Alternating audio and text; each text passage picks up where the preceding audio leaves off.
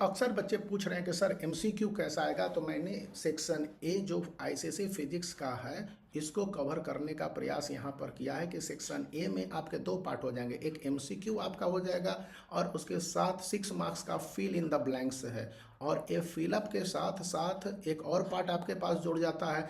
इसी में section A के अंतर्गत दूसरा सेकंड क्वेश्चन होगा ना, उसमें 2 वो डिस्क्रिप्टिव क्वेश्चन होगा, उसका भी आंसर मैंने करने का प्रयास किया है। तो यहाँ पर ज़्यादा न्यूमेरिकल्स के फेर में ना हो कि स्टूडेंट को मार्क्स स्कोर करने के अप्रोच से मैं बताऊंगा। तो ये एक अप्रोच है, क्योंकि ज़्यादा समय भी नहीं लेना और सभी प्रैक्टिस भी करा देने हैं। तो मॉडर्न फिजिक्स के क्वेश्चन से हम लोग आईसीसी क्लास 10 2025 के फिजिक्स का जो एमसीक्यू है उसको सॉल्व करने का प्रयास करते हैं। इसमें फिल इन द ब्लैंक्स हो जाएगा, तो 21 मार्क्स इस तरह से अप्रोच हो जाएंगे, और बाकी 2 क्वेश्चन 2-2 मार्क्स के होंगे, मैं आपको वो भी कवर अप करा दूंगा। तो यहाँ पर 15 प्लस 4, यहाँ पर 26 प्लस 4 आपके पास हो जाएंगे।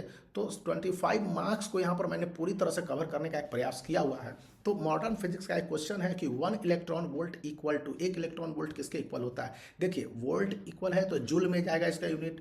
अब 10 टू द पावर -19, तो ये तो हम लोग सभी जानते हैं 1.6 होगा कि नहीं होगा, क्योंकि 3.6 1.6 इंटू 17 हो गया, तो ये तो गड़बड़ हो गया, और 24 हो गया वो भी गड़बड़ हो गया। तो हमारे पास ऑप्शन सी 3 सही है। अब किलोवाट आवर का कॉमर्शियल यूनिट पूछ रहा है। देखिए कॉमर्शियल यूनिट किस चीज़ का है किलोवाट आवर, तो किलोवाट आवर का जैसे ही हम लोग कंसीडर करेंगे तो ये कॉमर्शियल यूनिट हो जाता है इलेक्ट्रिक एनर्जी का। इलेक्ट्रिक एनर्जी का कॉमर्शियल यूनिट किलोवाट आवर ही है। घर में बिजली की सप्लाई होगी ना, तो वैसा नहीं रहेगा, लेकिन आप जरा बड़े बड़े इंडस्ट्रियल एरिया में जाइएगा तो किलोवाट आवर पर ही कंसीडर होता है। अब एक तीसरा क्वेश्चन है, एक बॉडी मूव करता है through a distance of 3 metre on the following different ways, अलग अलग वे में दिया है, बॉडी का मूवमेंट है। अब इसमें आपको बताना है कि विच केस, किस केस में मैक्सिमम वर्क डन होगा। जब उसको इंक्लाइंड प्लेन में करेंगे तो मिनिमम वर्क डन होगा। जब पुश्ड ओवर स्मूथ रोलर, अगर एक स्मूथ रोलर पर इसको हम पुश करेंगे तो भी ये वर्क डन मिनिमम हो जाएगा। लेकिन सबसे ज़्यादा वर्क डन तो कब होना है, वेन लिफ्टेड, जो ये बॉडी है इसको लिफ्ट किया जाएगा वर्टिकली अपवर्ड। सबसे ज़्यादा मेहनत वही नहीं लगता है जब कोई सामान को लेकर ऊपर छत पर चढ़ते हैं, सीढ़ी से ले लीजिए। तो ये आपका एक प्रैक्टिकल एक्सपीरियंस भी होता है।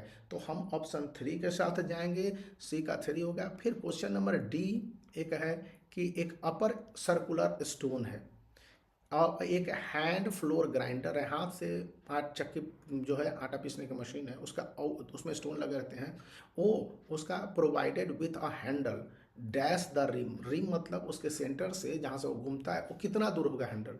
तो देखिए उसके निकट होने पर वो आसानी से घूमता है, आप कभी देखेंगे तो देखने की चीज़ है। जैसे ही फाड़ जाएगा घूमना बंद हो जाएगा। The maximum force is required to produce the turning effect. तो मैक्सिमम फोर्स मिनिमम फोर्स लगेगा और मैक्सिमम एफर्ट लगा देंगे आपको मिल जाएगा। तो इस टर्निंग इफेक्ट के लिए ऐसा है तो हम लोग नियर का लगा देंगे और दैट इज गुड, ये हमारे काम दे देगा।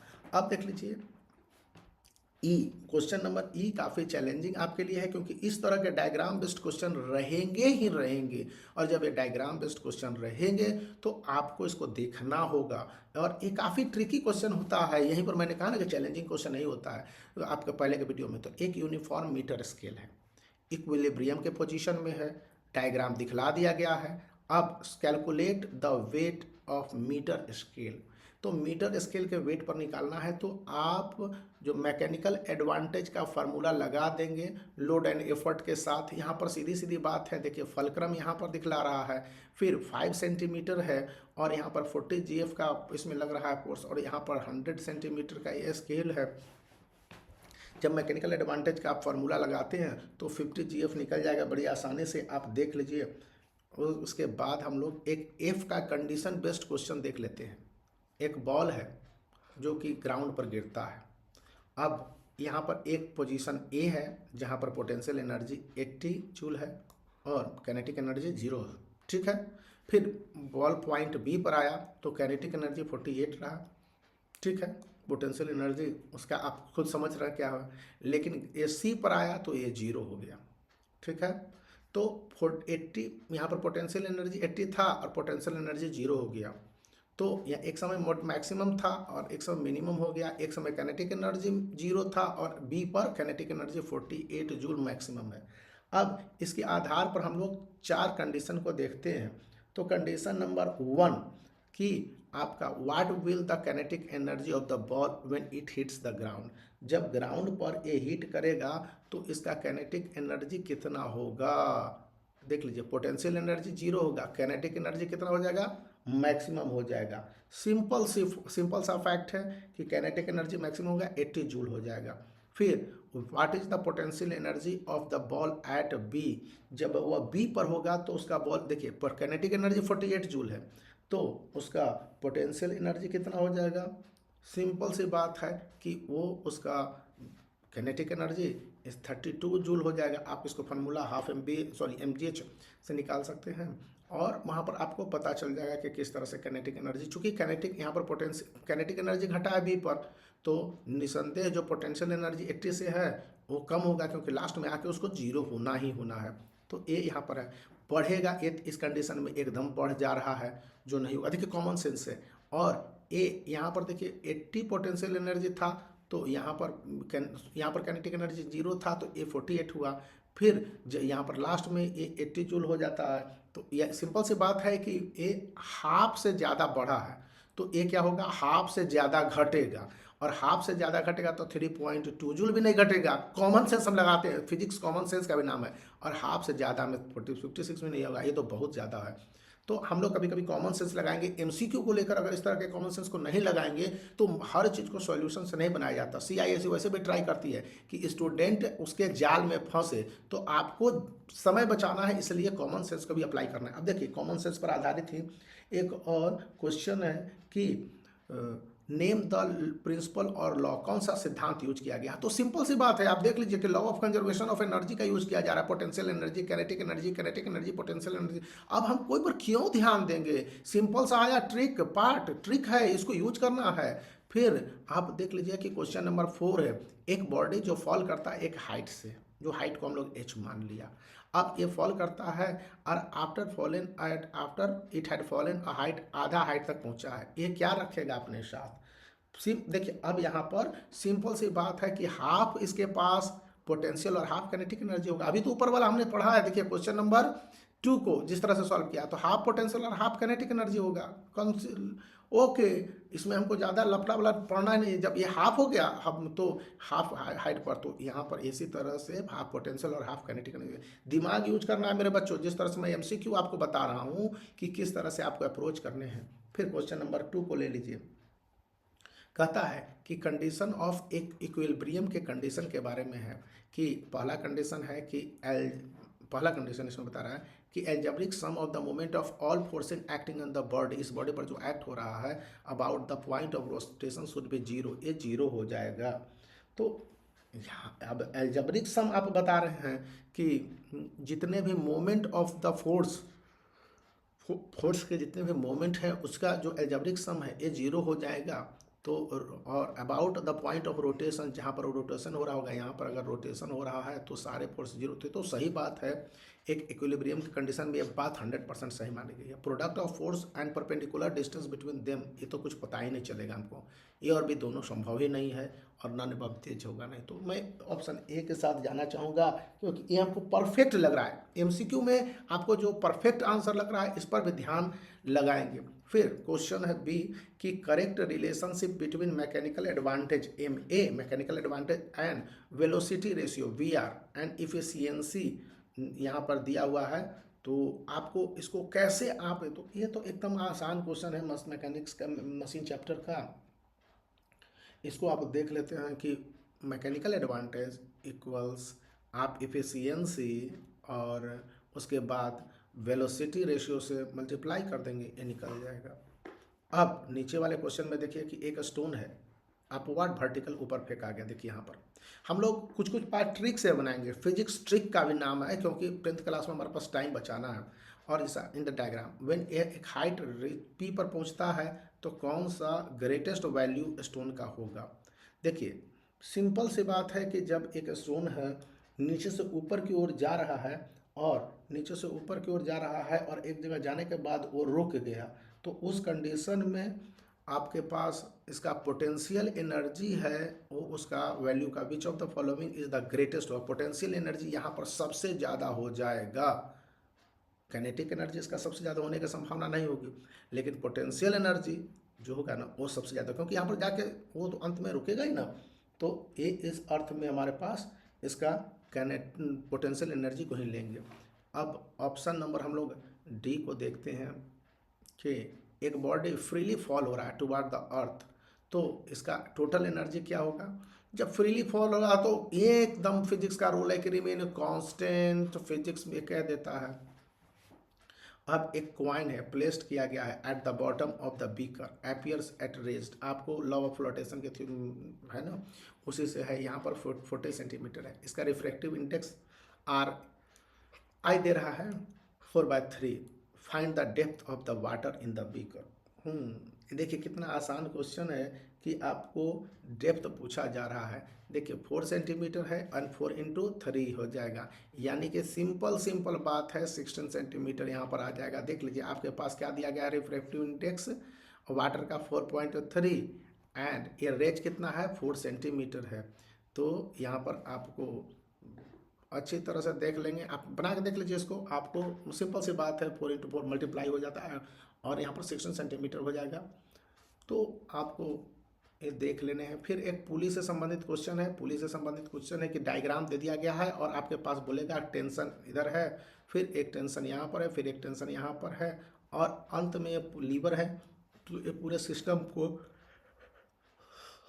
देखने हैं। State the kind of pulley at A पर जो पुली है ए, इसके काइंड को बताना है कि ये कौन सा पुली है।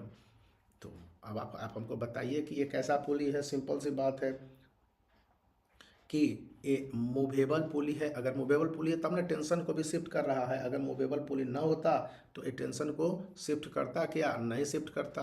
तो आप देख लीजिए कि ये पूरी तरह से मूवेबल पुली है। अब यहाँ पर देख लीजिए कि state the kind of pulley B. अब पुली बी को जो आप बता रहे हैं यहाँ पर, ये भी मूवेबल पुली है लेकिन ये फिक्स्ड है। सिंपल सी बात है, आप देख लेंगे कि ये फिक्स्ड पुली है चूँकि वो अटैच्ड है। अटैच होने के बाद भी ये ऊपर से आपका ये एक टेंशन को यहाँ पर कंपोज किए हुए हैं, इसलिए हम फिक्स्ड पुली का नाम दे लेंगे। State the purpose of the pulley B. Pulley B का पर्पस है कि क्या होगा। तो अब इसको हम लोग इसके ऑप्शन को जाएंगे कि इसका ऑप्शन क्या होगा। तो जब भी हम लोग ऐसे में ऑप्शन को ध्यान से देखते हैं कि गेन इन स्पीड, तो कैंसिल भी करते हैं, नहीं फोर्स मल्टीप्लायर नहीं होगा। Change in the direction of effort, हाँ एफर्ट का डायरेक्शन तो चेंज होता है टू द कन्वीनियंट डायरेक्शन। अच्छा चलिए कन्वीनियंट हम डायरेक्शन की बात को मान लेते हैं कि हमको कन्वीनियंस मिल जाएगा। Change the point of application of effort, देखिए point of application of effort नहीं चेंज होगा और ये कन्वीनियंट मतलब कि हमको change of direction of effort ये मान देते हैं, तो इसलिए हम ऑप्शन सी के साथ जाएंगे। और इसके बाद अब है मेरे समझ से यही आया तो मैंने आपको एक बता दिया। फिर यहाँ what effort can be applied at see when load is 20 kgf। देखिए 20 kgf है सी पर, तो यहाँ पर 20/2 कर देंगे तो 10 kgf आ जाएगा। सिंपल सी बात है कि हमारे पास जो रूल बनता है उसमें इतना आसान है, 20/2 कर देंगे तो यहाँ पर आ जाएगा 10 kgf। अब रिफ्रैक्टिव इंडेक्स आपका एक है, उससे क्वेश्चन है यहाँ पर है कि name the principle used in the diagram given below. एक डायग्राम है रेयर मीडियम डेंसर मीडियम तो यहाँ से आप देख लीजिएगा एक मिरर भी लगा दिया गया है 90 मीटर परपेंडिकुलर आता जाता है। तो अब ये कौन सा रूल लगाया जा रहा है, तो पढ़ते हैं principle of conservation of energy है। तो principle of conservation of energy generally हमारे पास हमारे समझ में principle of conservation of energy principle of reversibility. देखिए रे आ भी रहा है, रे लौट भी रहा है, तो रिवर्सिबिलिटी ये प्रिंसिपल हमको ठीक लगा। दोनों संभव ही नहीं है और दोनों संभव नहीं है तो इसको हम लोग छोड़ देंगे। आगे का हम विश्वास हम नहीं करेंगे कि छोड़िए हटाइए, इतना हमारे पास टाइम नहीं है। फिर identify the factor which does not affect the lateral displacement. यहाँ पर टर्म आ गया लेटरल डिस्प्लेसमेंट की बात कर रहा है, जो कि एक फैक्टर है जो प्रभावित नहीं करेगा लेटरल डिस्प्लेसमेंट को, यानी कि बाकी सब लेटरल डिस्प्लेसमेंट को प्रभावित कर देगा। थिकर ऑफ ब्लॉक ये लेटरल डिस्प्लेसमेंट को प्रभावित एकदम करेगा, लेकिन टेम्परेचर से घंटा लेना देना है, वो कुछ नहीं प्रभावित करता है टेम्परेचर। अब आगे हम पढ़ेंगे नहीं, हमको यहाँ पर A2 मिल गया, दैट इज गुड। अब है एक कन्वेक्स लेंस है, और कन्वेक्स लेंस है जो कि वर्चुअल इफेक्ट देता है, और वर्चुअल इफेक्ट है और इनलार्ज है जब बॉडी कहाँ पर होगा। अब कन्वेक्स लेंस का आप हम बहुत अच्छे तरह से इसके फीचर को पढ़ लीजिए, आप इसके कैरेक्टरिस्टिक्स को, तो ये सीधे सीधे होगा कि एक वर्चुअल भी बनेगा और इनलार्ज बनेगा इसका इमेज। तो ये इमेज होगा जब फोकल लेंथ फर्स्ट होगा ना, उसके एंड ऑप्टिकल सेंटर और फोकल लेंथ फर्स्ट के बीच में होगा, तो ये वर्चुअल बनेगा और इनलार्ज बनेगा। कन्वेक्स लेंस में है, कनकेव की नहीं बात कर रहा हूँ। अब है magnification produced by concave lens is always, जो मैग्निफिकेशन प्रोड्यूस होता है वो किस लेवल पर जाता है, तो ये देखिए कि ये लेस देन 1 होगा। मैग्निफिकेशन जो इसका प्रोड्यूस होगा वो लेस देन 1 होगा, इक्वल भी नहीं हो सकता है, ज़्यादा भी नहीं हो सकता है। अब यहाँ पर देखिए एक echo sounder in a trawler receives echo from a shoal of fish का झुंड है उससे 0.4 सेकेंड पर। अब 0.4 सेकेंड पर ये रिसीव कर रहा है, तो उसका हम लोगों को पता लगाना पड़ेगा ना कि ये कि किस तरह से ये, मतलब कि क्या पता लगाना पड़ेगा। आफ्टर इट सेंट, जब ये भेजा गया, if the speed of water का स्पीड दे दिया गया 1500, तो यहाँ पर 1500 दे दिया गया है। इसका मतलब हो गया कि 1500 मीटर सेकेंड स्क्वायर है, 0.4 है ये, यानी कि इस मैथ को आप जब सॉल्व कीजिएगा, स्पीड आपका मिला हुआ है और फिर ये टाइम भी दे ही दिया है, तो आपको निकालना है कि हाउ डीप द शॉल, तो शॉल के डेप्थ को निकालने का जो फार्मूला यूज कीजिएगा, तो ये कभी भी 1500 मीटर से मिनिमम होगा, ठीक है। तो ये हमारा ख़त्म हो गया।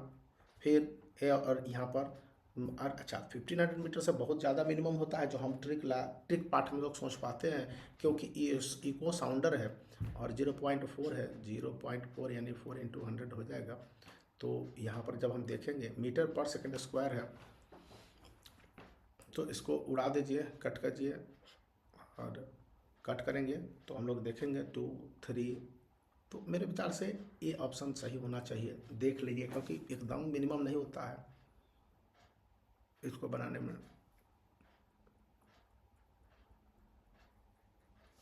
अब हम लोग नेक्स्ट क्वेश्चन देख लेते हैं। एक पर्सन है जो स्टैंड करेगा एट द सी शोर, समुद्र तट पर है। चलिए, एक व्यक्ति यहाँ पर खड़ा है, और an observer is on a ship, यहाँ पर एक शिप पर है, और व्हेन इट इज एंकर्ड, और शिप को एंकर्ड किया जा रहा है रोकने के लिए, between a vertical cliff and a person on the shore fire a gun, ये गन को फायर करता है।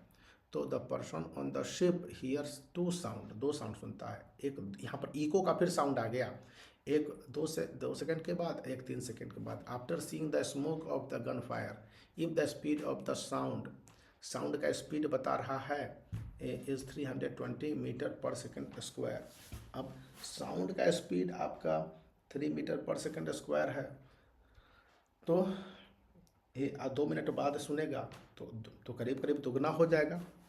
तो डिस्टेंस बिटवीन द ऑब्जर्वर, ये ऑब्जर्वर है, और and the ship of the person, and on the ship and the person, तो लगभग 2 मिनट बाद इसके पास सुनाई देगा। तो 640 मीटर पर सेकेंड का ये उसके पास आ जाएगा, हमको ये आपके पास हो जाएगा। और distance between the cliff and the observer of the ship, तो अब डिस्टेंस की बात कर लेते हैं, तो ये हाफ हो जाएगा। सिंपल सी बात है कि 320 का हाफ हो जाएगा, हम लोग ट्रिक पार्ट से है, तो 160 हो जाएगा। यही बात हमने इसमें इको वाले काम में किया था कि हम इसको देखेंगे और उसके हिसाब से सॉल्व करने की कोशिश करते हैं, क्योंकि एमसीक्यू का न्यूमेरिकल्स चुटकी बजाते सॉल्व हो सकता है, आप अंदाज को लगाते हैं। तो अब यहाँ पर 4th नंबर क्वेश्चन है कि bat detect the obstacle in the path and receiving reflected, और उसके बाद रिफ्लेक्ट को रिसीव करता है। तो अब ये दोनों काम कर रहा है बैट। तो बैट क्या करता है, अल्ट्रासोनिक वेव को लेता है भैया, वो बैट को लेकर आप पढ़िएगा ना, तो साउंड चैप्टर में ही होगा। When a stone tied at the end of the string and a whirled in a circular path, एक सर्कुलर पाथ में एक whirled है और स्टोन है बांधा गया है tied at the end of string, एक धागा से, और सर्कुलर पाथ में घुमाया गया, the tension in the string. अब ये आपके पास सेंट्रीपिटल फोर्स होगा भैया, एक धागा में बांध लेंगे एक स्टोन को और घुमाएंगे। हम लोग पेंच लड़ाते थे बचपन के दिनों में, तो याद रखिए चारों ओर बांध के अब घुमाइएगा तो एक सेंट्रीपिटल फोर्स है, एक सेंटर की ओर लगेगा, एक सेंटर से कैंसिल करने वाला सेंट्रीफ्यूगल फोर्स लगेगा। तो स्टोन जो लटका हुआ है और एक सर्कुलर पाथ में इसको मूव करेंगे तो यहाँ पर सेंट्रीपिटल फोर्स लगेगा, सेंट्रीफ्यूगल फोर्स नहीं लगेगा। और ये सब ग्रेविटेशनल फ्रेविटेशनल को मारिए गोली।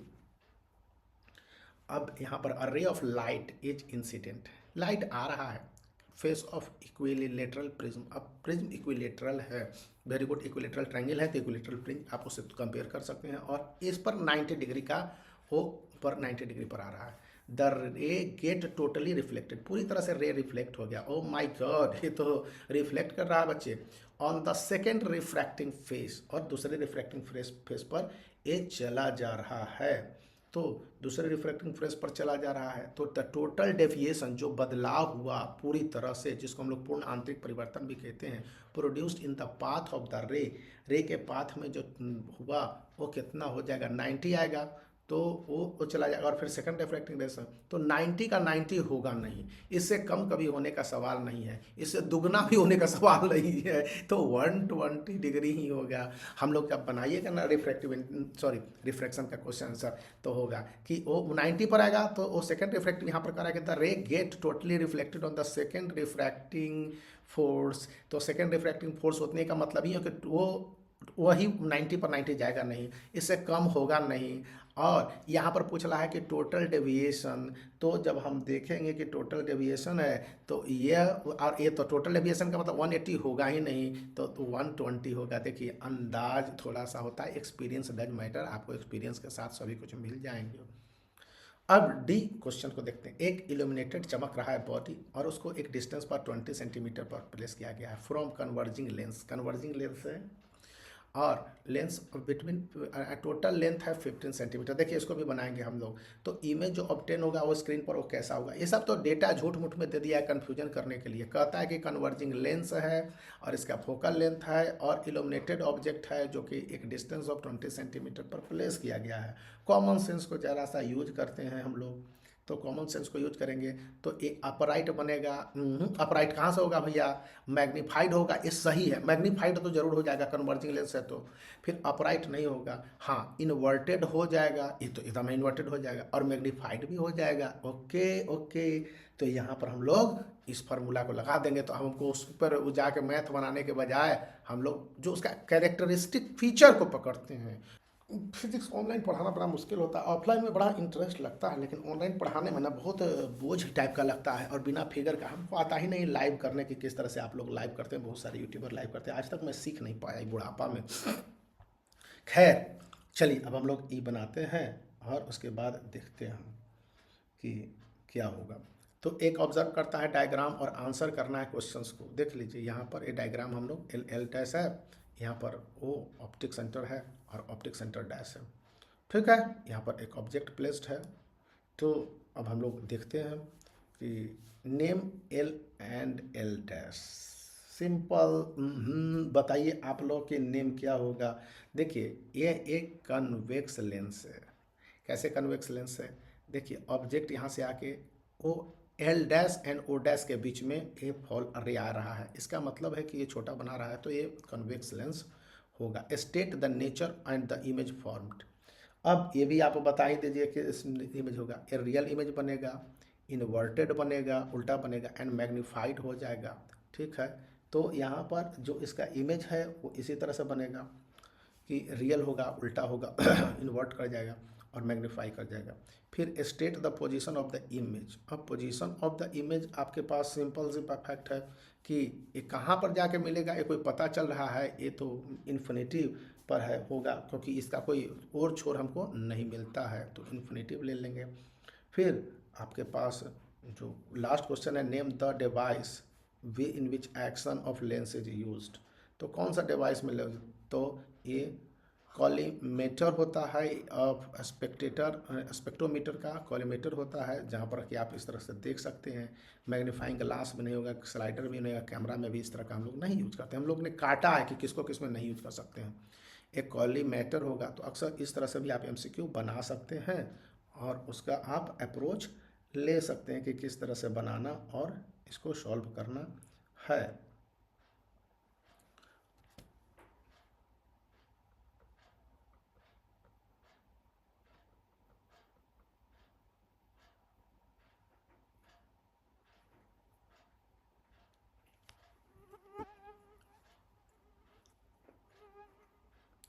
आप देख लीजिए, एक दूसरा सेट है जहाँ पर हम लोग कुछ एमसीक्यूज़ है। एमसीक्यू का हम लोग मैराथन एक चलाते हैं, जिसमें कि देखते हैं किस तरह से एक बनता है हम लोगों का।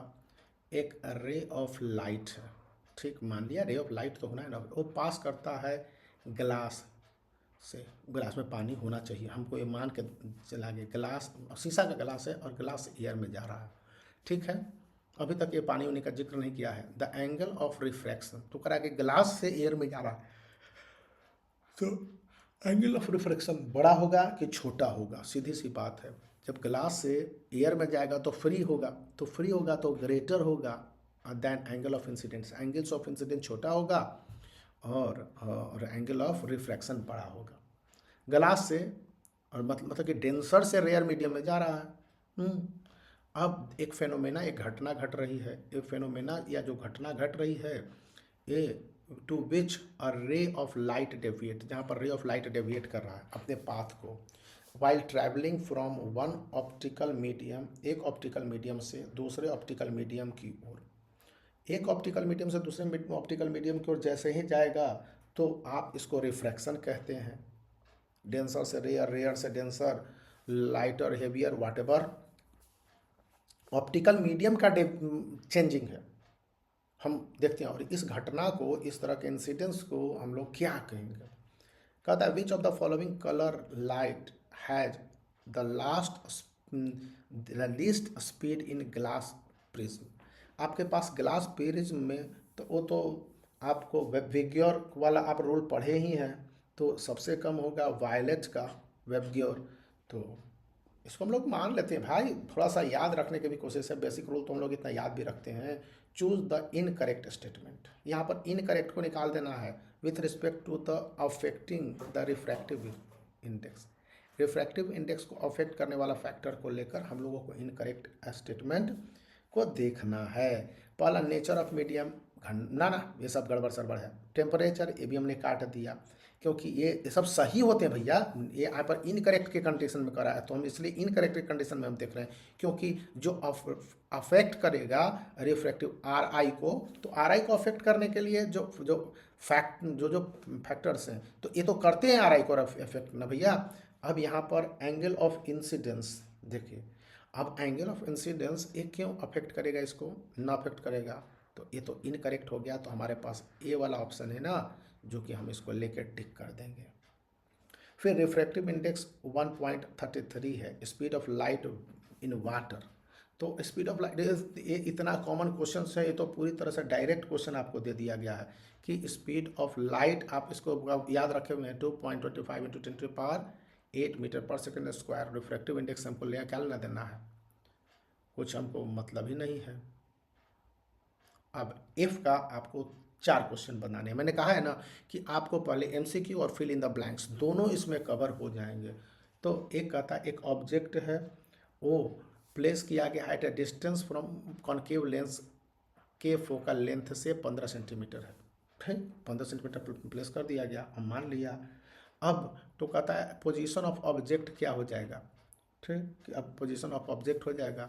तो यहाँ पर पोजीशन ऑफ ऑब्जेक्ट आपको will produce a magnifying real image, तो इससे थोड़ा सा ही बड़ा होगा, चूँकि कनकेव लेंस के फोकल लेंथ के पास है, तो थोड़ा यहाँ पर कम होने का चांस नहीं है इससे, तो ये खत्म हो गया, दुगना होगा नहीं और बड़ा होगा नहीं इससे। कहता है कि object produced a magnifying real, तो मैग्नीफाइंग कितना मैग्नीफाइंग कर देगा, मतलब कि इससे दुगना बड़ा हो जाएगा। और तिगुना भी बड़ा नहीं, दुगना दुगना बड़ा होगा ही नहीं, तो दुगना बड़ा से ज़्यादा कैसे हो सकता है? तो दो ऑप्शन का एक घंटा में, और ए इससे छोटा होने का सवाल नहीं, तो 20 सेंटीमीटर ये सही ऑप्शन अपने आप निकलेगा। हम लोग कई पार्ट को इस तरह से ध्यान देते हैं और उसको बनाने की कोशिश करते हैं। अब state the position of the object that will produce a magnified virtual image. देखिए, मैग्नीफाइड वर्चुअल इमेज जो बनाएगा वो सिंपल सा फैक्ट हो जाएगा कि वो बहुत ही मैग्नीफाइड वर्चुअल इमेज वो बहुत ही छोटा हो जाएगा। जो यहाँ पर ऑब्जेक्ट का जो स्थिति होगा ना, ऑब्जेक्ट से वो उससे छोटा होगा, उससे बड़ा कभी भी नहीं होगा। यहाँ पर सीधा सीधा दे रहा मैग्नीफाइड वर्चुअल इमेज, तो मैग्नीफाइड वर्चुअल इमेज हमेशा छोटा होगा, और ये तीनों बड़ा दे दिया गया है तो 15 से, तो ये नहीं होगा, तो हम यहाँ पर 10 सेंटीमीटर पर टिक कर देंगे।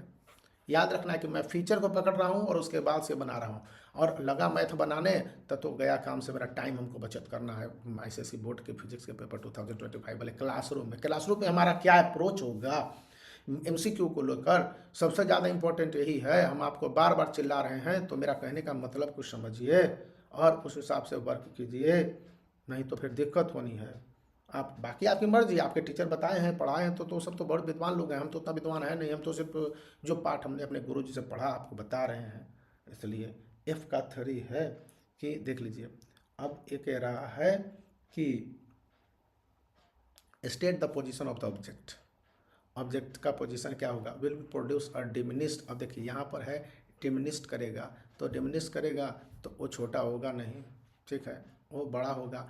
तो बड़ा होने के लिए रियल बनना है तो थोड़ा सा बड़ा हो जाता है, लेकिन जब वो डिमिनिस्ड बनेगा तो बहुत बड़ा हो जाएगा, दुगना से भी बड़ा हो जाता है। डिमिनिस्ड बनने का अर्थ ही है कि आपके पास वो दुगना से भी बड़ा हो जाएगा ऑटोमेटिकली, यानी कि ये 15 सेंटीमीटर है तो 30 सेंटीमीटर से उसका बड़ा होगा। अब 30 सेंटीमीटर से बड़ा होगा तो 30 खुद अपने आप में नहीं हो सकता है, तो 35 सेंटीमीटर। अब चौथा है state the position of the object will produce an image of the same size as the object. Object के सेम साइज के बराबर प्रोड्यूस कर रहा है। लीजिए, ये तो कन्फ्यूजन में डाल दिया है कि सेम साइज का होगा, तो सेम साइज का तभी ना बनेगा जब इमेज दुगना हो जाएगा अपने से। देख लीजिए, मैं यही बात आपको इसमें लाइट चैप्टर से आपको समझाने की कोशिश कर रहा हूँ कि state the position of the object. Object का पोजीशन के कहाँ पर होगा? Which will produce an image the same size of the object. Object जितना होगा उसका तो दुगने प्लेस पर होगा, 30 सेंटीमीटर। तो ये इस तरह के एक अप्रोच है जिसको लेकर हम लोग बनाते हैं। अब हमारे पास नए क्वेश्चन हैं। फिर which of the following is not the unit of energy. Energy का यूनिट कौन नहीं है?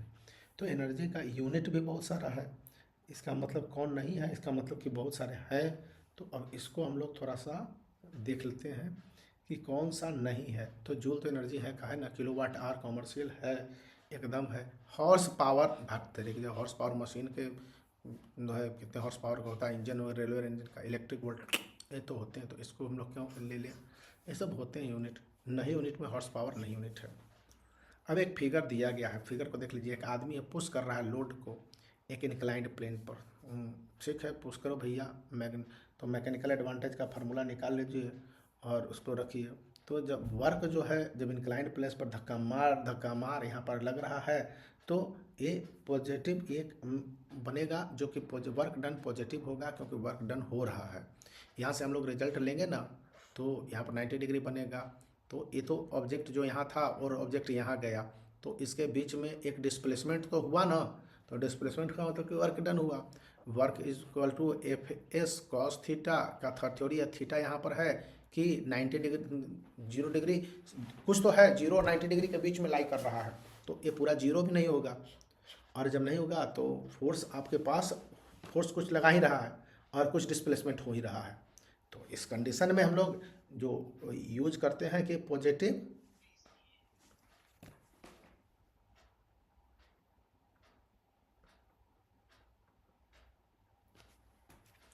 अब एक horse power is equal to, एक हॉर्स पावर कितना किसके इक्वल होता है? ये तो सबसे कॉमन क्वेश्चन है जो हम लोग आपसे पूछते हैं या अक्सर बच्चों को बूझने के लिए पूछा जाता है।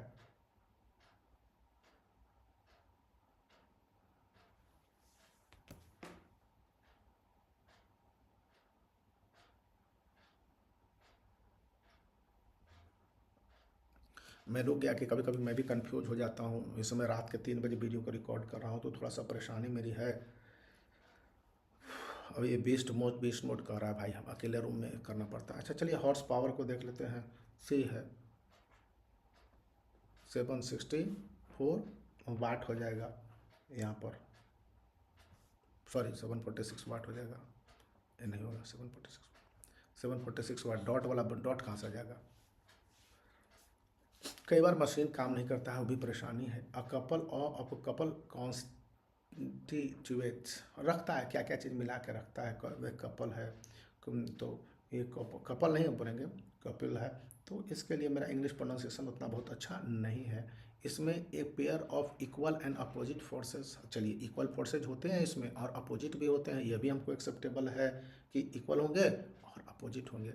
We whose line of action is not same, लेकिन उसका line of action is not same, एकदम सेम लाइन में एक्शन नहीं करेगा। हाँ ये बात तो सही है, ये हमको ये मान लेते हैं, ये चीज़ होगा।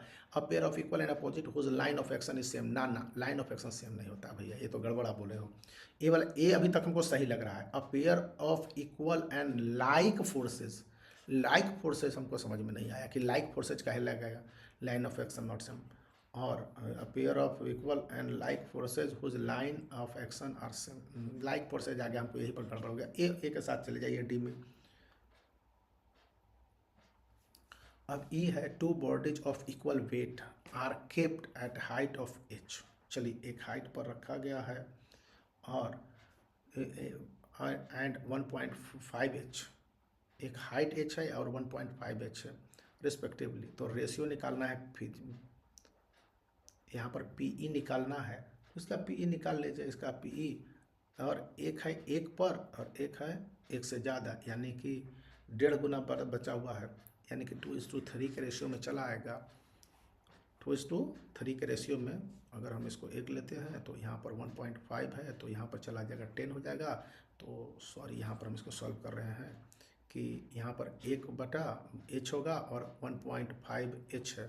तो मैं इसीलिए न्यूमेरिकल्स को नहीं जनरली बनाता हूँ, न्यूमेरिकल्स को अंदाज के टक्कर पर ही रखता हूँ, क्योंकि अनुमान वाला चीज़ है। आप जब बनाएंगे फिजिक्स में, जब मज़ा आने लगेगा तो उसी तरह से मज़ा आएगा। अब देख लीजिए h/1.5h है, तो हम लोग लिख सकते हैं कि 10h/15h, h कैंसिल हो गया, ख़त्म हो गया, रेशियो निकल गया 2:3। तो ये वाला पार्ट हो गया। मैं न्यूमेरिकल्स को जनरली अवॉइड करता हूँ यार बनाने के लिए, वो भी ऑब्जेक्टिव टाइम में। सब्जेक्टिव में बनाओ, ऑब्जेक्टिव में कितना बनाओगे न्यूमेरिकल्स। अब देख लीजिए क्वेश्चन फिर आ गया है आपका। एक पीस ऑफ स्टोन है जिसको एक थ्रेड से बांधा गया in a whirled on a horizontal circle, horizontal circle है, हॉरिजोन इस तरह से कहते हैं। अब यहाँ पर उसको घुमाया जा रहा है, यूनिफॉर्म स्पीड भी दे दिया। देखिए सारे कैरेक्टरिस्टिक्स को पकड़ रहे हैं कि एक एंड ऑफ थ्रेड है और वेल्ड घुमाया जा रहा है ऑन अ हॉरिजेंटल सर्किल और यूनिफॉर्म स्पीड बाय हैंड्स। अब किसी चीज़ से हैंड या मशीन कोई चीज़ लगा दो, हम उससे हमको फैक्टर नहीं पड़ता। तो is velocity of the stone uniform और वेरिएबल। तो अब कहता है कि वेलोसिटी क्या होगा, उसका यूनिफॉर्म होगा कि वेरिएबल होगा। अरे भैया जब से क्वेश्चन पूछ रहे हो कि इसका वेरिएबल होगा, बदलता रहेगा, क्योंकि हॉरिजॉन्टल सर्किल है ना, यूनिफॉर्म स्पीड से आप हैंड मूव कर रहा है, लेकिन उसका व्हिर्लिंग हो रहा है और थ्रेड से बंधे होने के कारण ये वेरिएबल होगा, एक गारंटीड वेरिएबल होगा, यूनिफॉर्म हो ही नहीं सकता है। अब है what is the direction of acceleration of stone, stone के एक्सेलरेशन का डायरेक्शन पूछ रहा है। हाँ तो स्टोन के एक्सेलरेशन का जो डायरेक्शन हो जाएगा वो सेंटर की ओर हो जाएगा ऑफ द सर्कुलर पाथ में। सेंट्रीपिटल फोर्स और सेंट्रीफ्यूगल फोर्स, दो तरह के फोर्स लगते हैं ना, तो अनुमान कर लीजिए सेंटर की ओर लगने वाला फोर्स कौन सा है, इतना तो जानना आपका बनता है। फिर थर्ड है which force provide the centripetal force required for the circular motion, which force provide the centripetal force. वाह, ये अभी क्वेश्चन खत्म नहीं हुआ कि आप इस तरह से देंगे। जो भी टेंशन लगेगा ना उसमें, इसमें जो टेंशन लगेगा वही ना वही इसको सेंट्रीपिटल फोर्स प्रोवाइड करेगा, तो टेंशन स्ट्रिंग का ये प्रोवाइड कर देगा। फिर फोर्थ नंबर क्वेश्चन है, ये आसान क्वेश्चन है, name the force and direction which acts on the hand. कौन सा फोर्स लग रहा है, अभी मैंने ऊपर वाले में पूछा था, देख लीजिए। ए रिएक्शन ऑफ टेंशन है, टेंशन का रिएक्शन में होगा और away from the centre of the circular path, circular path में ये से जो सेंट्रीपिटल फोर्स अब लगेगा या टेंशन जो लग रहा है उसके अवे में होगा, दूर में होगा। तो थर्ड ऑप्शन के साथ चले जाइए, काहे के लिए ज़्यादा दिक्कत करनी है। अब एक प्रैक्टिकल मशीन है और प्रैक्टिकल मशीन में एम ए और वी आर है, तो भैया प्रैक्टिकल मशीन में एम ए और वी आर बड़ा पेंच लगा देता है। तो प्रैक्टिकल मशीन में एम ए हमेशा स्मॉलर होता है वी आर से, वेलोसिटी रेशियो से। मैकेनिकल एडवांटेज छोटा होता है, याद कर लीजिए, समझ लीजिए। ये स्मॉल फिक्स्ड पुली, एक छोटा सा पुली है, वो यूज्ड होता है बिकॉज ऑफ इट्स, किसके कारण, ये होगा सीधा सीधा वेलोसिटी रेशियो ना, मैकेनिकल एडवांटेज 100% एफिशिएंसी नहीं, भी तो एकदम बाबा जी है, समझ नहीं जाइए। चेंज द डायरेक्शन, हाँ डायरेक्शन का एफर्ट हाँ चेंज हो जाता है, तो और एक कन्वीनियंट डायरेक्शन में है। चलिए कन्वीनियंट डायरेक्शन की बात अभी ऊपर भी इस तरह का ये बुक ऑप्शन इस तरह का कन्वीनियंट डायरेक्शन का देता है, तो काफ़ी अच्छा हो जाता है, कुछ हम लोगों को भी फ्रेश करने का मौका मिल जाता है, इसलिए इसको हम लोग बी का हम लोग ले लेते हैं कि इस ये ऑप्शन सही रहेगा। Change the direction of the effort, कि डायरेक्शन एफर्ट का चेंज हो जाएगा। अब है C, name the machine that is use to obtain the gain in speed, speed को गेन करने के लिए कौन सा मशीन का यूज किया जाता है। जैक का, इसे स्पीड गेन स्पीड ना, सिंगल फिक्स पुलिस से, सीजर से, हाँ चलिए सीजर से machine that is use to gain to object to gain the speed. यहाँ पर जैक को, कार को लिफ्ट कर रहे हैं तो उसमें स्पीड कहाँ से पकड़ेगा, और सिंगल फिक्स पुली स्पीड को रखता है लेकिन ये टेंशन को कैंसिल भी करता है, तो उस तरह से वहाँ पर हमको नहीं मिल पाता है। अब क्वेश्चन नंबर 4D को जरा सा देख लेते हैं बढ़िया से। कहता है which is not the condition of for formation of echoes, echo के फॉर्मेशन के लिए कौन सा कंडीशन नहीं है। तो जब हम लोग इसको देखेंगे तब इसको थोड़ा सा गौर से देखते हैं कि विच is not the condition, condition नहीं है, कंडीशन था वो तो चीज़ें हैं, यहाँ पर कंडीशन नहीं है जो कि इको को फॉर्म करता है। तो इको को फॉर्म करने के कंडीशंस बहुत सारे हैं, लेकिन नहीं है minimum distance between the source of the sound and refractive body 70 metre. अब 70 मीटर ला दो या न ला दो, जब यहाँ पर डिस्टेंस हो ही जाएगा रिफ्रैक्टिव बॉडी का और सोर्स ऑफ साउंड का,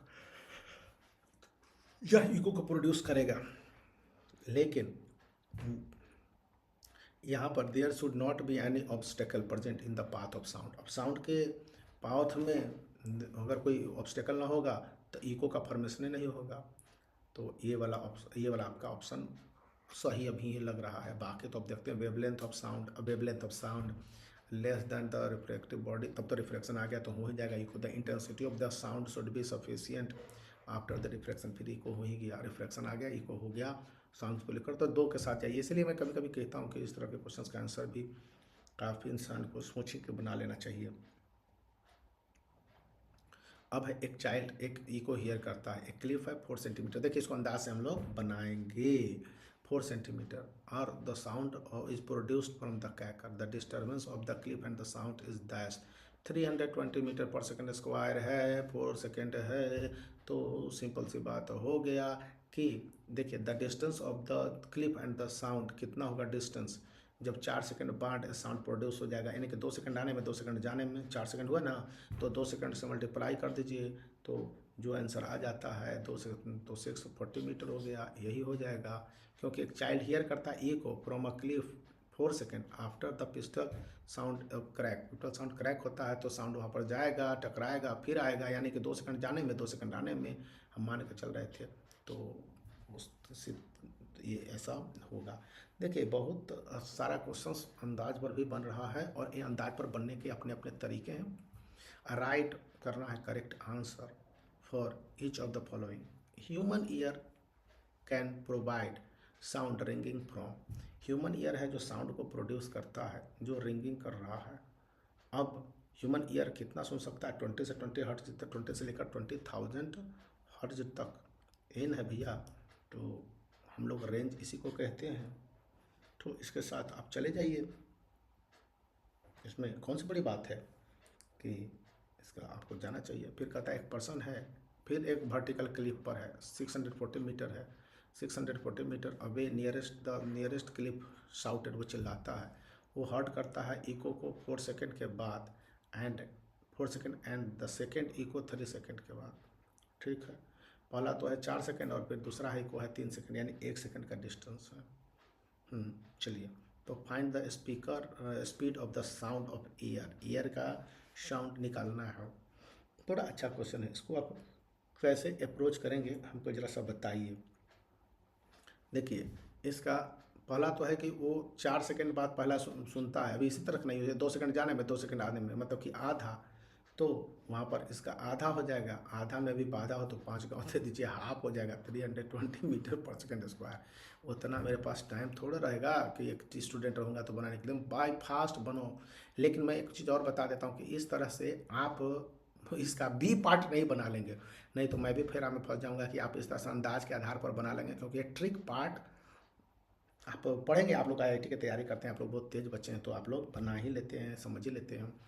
तो देखिए यहाँ पर speed of sound can be found by refraction.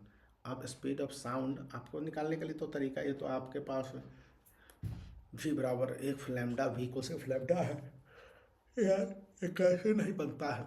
हमको तो ये सब याद आते आते अब थोड़ा सा हो जाता है।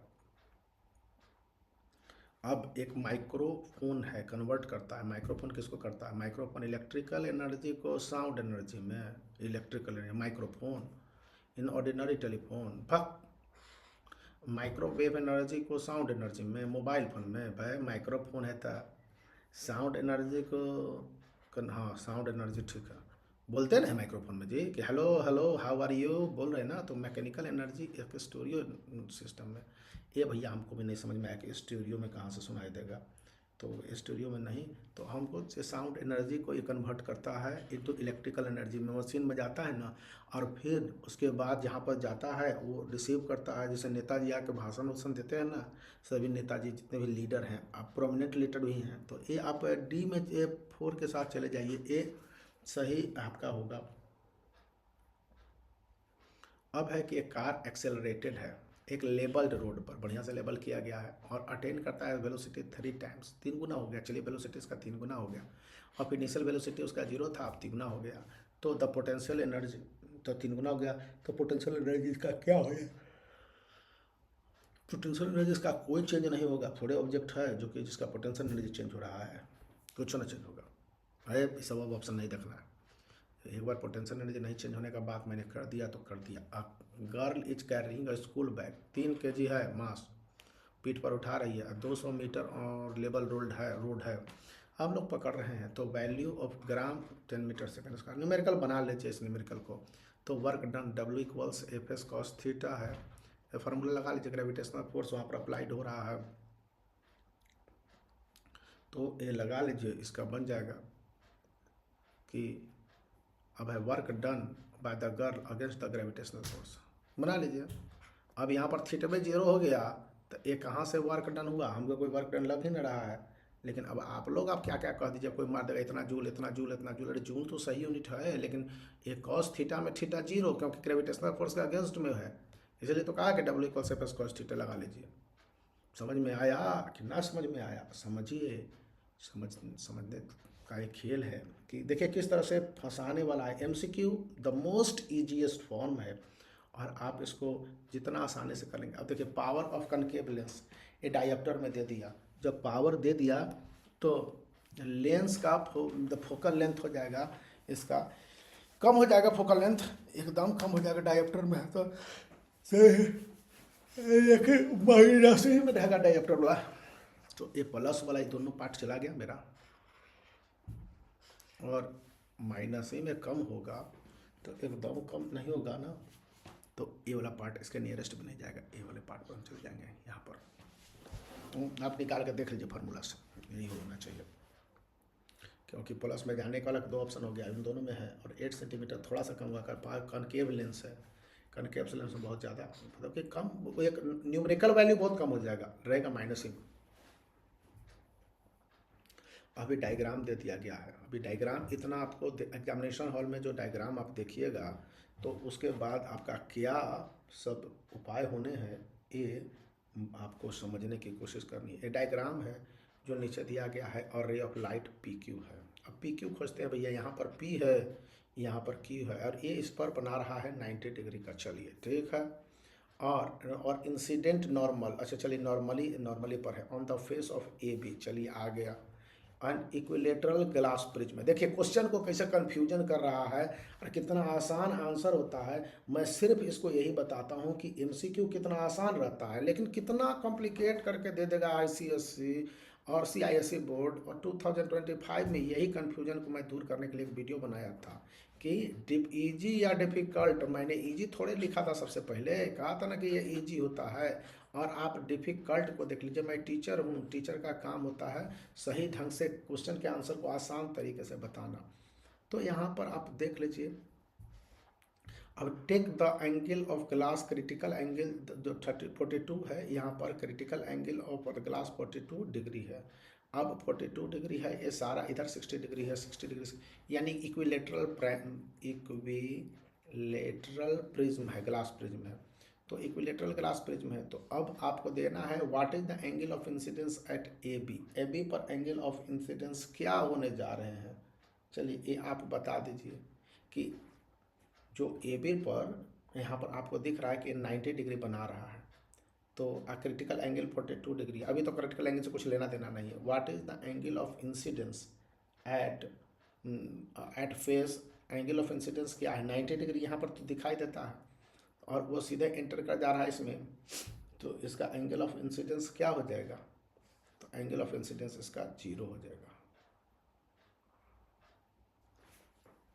क्योंकि उसके बाद रिफ्रैक्शन हुआ है, नहीं हो रहा है।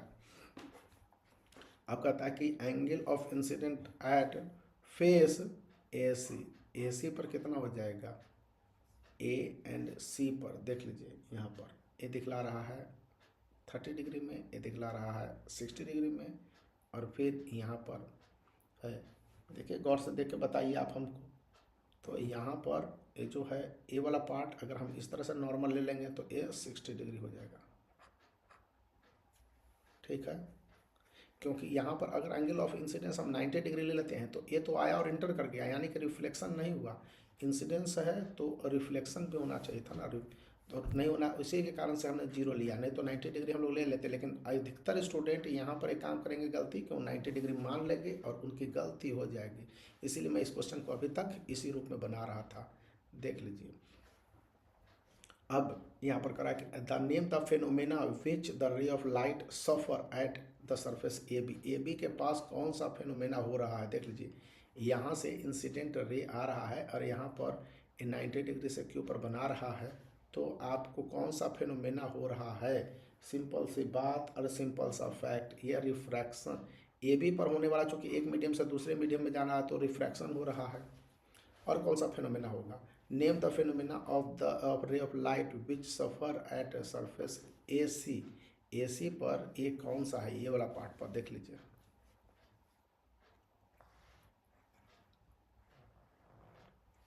तो इस पर आप देख लीजिए कि क्या करना है इसको।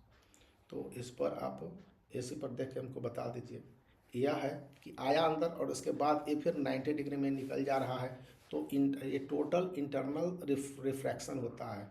ये डिस्पर्सन भी नहीं हो रहा है और रिफ्रैक्शन भी नहीं हो रहा है और रिफ्लेक्शन भी नहीं, रिफ्लेक्शन भी नहीं, तो टोटल इंटरनल रिफ्रैक्शन हो रहा है।